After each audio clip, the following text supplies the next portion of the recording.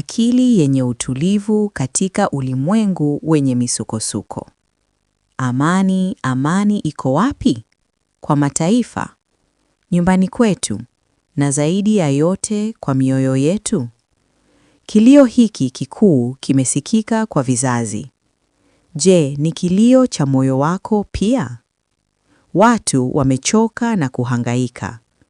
Bila shaka kuna haja ya mwongozo na ushauri, usalama na kujiamini.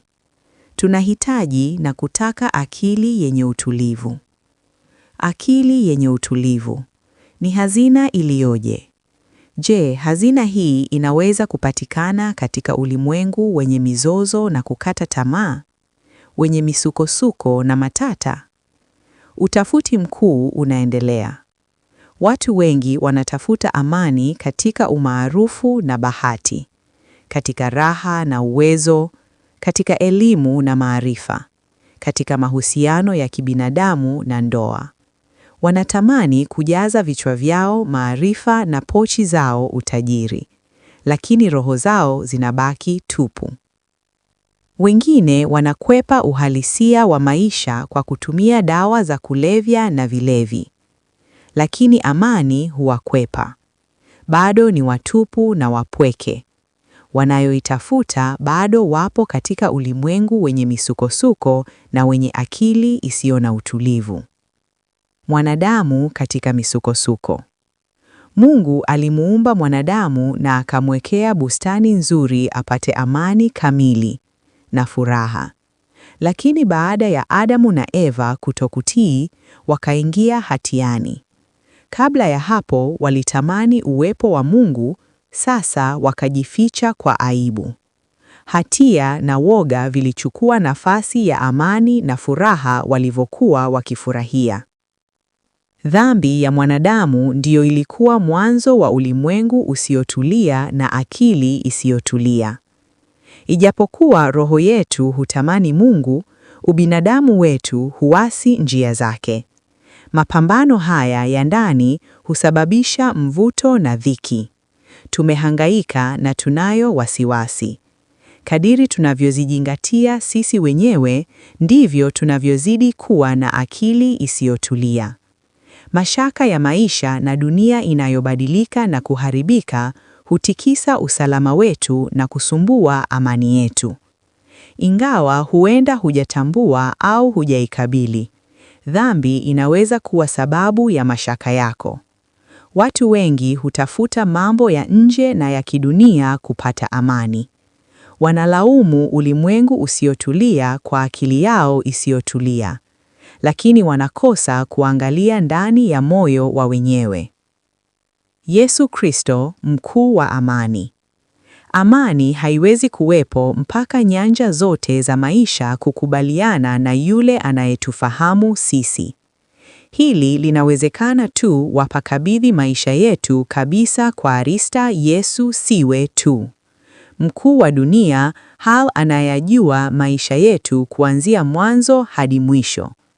Alikuwa akitufikiria sisi alipokuja duniani kuwaangaza wakete katika giza na uvuli wa mauti, na kuiongoza miguu yetu kwenye njia ya imani. Luka 11:7. Yesu huleta nuru kwa giza, amani kwa ugomvi, furaha kwa huzuni, tumaini kwa kukata tamaa na uzima baada ya mauti. Yeye husema katika Yohana 14:27, amani na waachieni, amani yangu na wapa, msifadhaike mioyoni mwenu wala msiwe na woga. Toba huleta akili yenye utulivu. Ukijihisi umelemewa na mzigo wa dhambi, jibu lako ni tubuni, mrejee ili dhambi zenu zifutwe. Matendo 3:19. Yesu huwakaribisha kwa tukio hili lenye maana na kubadilisha maisha. Njooni kwangu nyinyi nyote mnaosumbuka na kulemewa na mizigo, nami nitawapumzisha. Mathayo 11:28.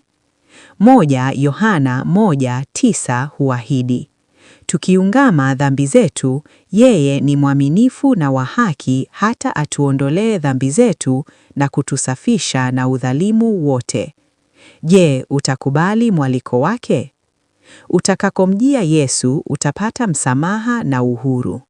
Badala ya kininga na kutosamehe, moyo wako umejawa na upendo na rehema. Yesu akitawala moyoni mwako, utawapenda adui zako. Haya yanawezekana kupitia uwezo wa damu yake ya Kristo ya kukomboa. Amani ya kudumu. Kwa Mkristo, imani kwa Mungu na kuamini kwamba anatujali ndiyo jibu kwa hofu na mahangaiko. Ni amani iliyoje kumtumia Mungu asiyebadilika na wa milele hata milele. Yeye anatupenda na atatujali siku zote. Hivyo basi, kwa nini tuwe na wasiwasi na kuhangaika?